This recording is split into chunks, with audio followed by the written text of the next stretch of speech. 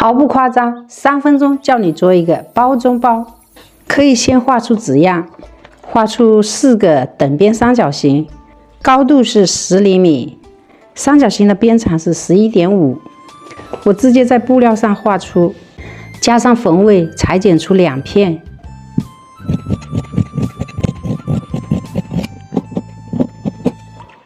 裁剪好，沿着边缘车缝1圈，留个反口翻出。把这个尖角剪掉，不要剪到缝线哦。把它从小口翻出，把这2个角这样对折，这样翻出来。翻出后熨烫整理，把这几个尖角挑出。熨烫好，把小口用长针法进行缝合。从这个缝中把这个接头藏好，这样拽一拽，这个接头就进去了。缝合好，沿着边缘压缝0.1厘米明线。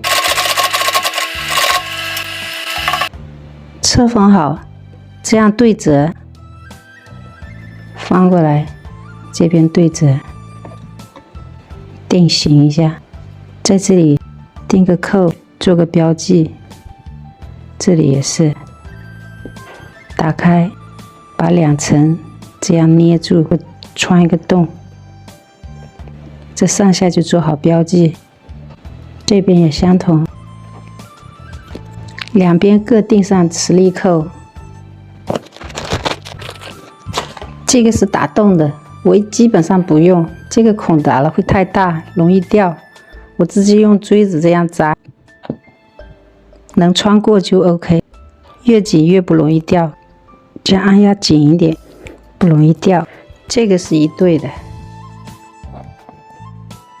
套进去，用这个尖头的这里对准这个孔，用锤子敲打，这样就钉好了。钉这边，这个和这个是一对的，把这个长的从这个眼从后背穿入，用这边这里对准这个凸起的套进去，把这个短的这个帽子套上来，用这个有凹槽的，同样用锤子敲打，这样。另一边用同样的方法钉上磁力扣。好了，扣子钉好，一个耳机包零钱包就制作完成了。现在我们看看，见证一下，这样对折，扣上，这就是一个口袋，装上我们的耳机，我们的包再也不会乱糟糟，可以放在包中做包中包，分类收纳。看一下我们的零钱，放零钱、钥匙，放这些小物都是非常的方便，是不是特别简单，特别的好用？多做几个哦，送闺蜜、送朋友，他们都欢喜。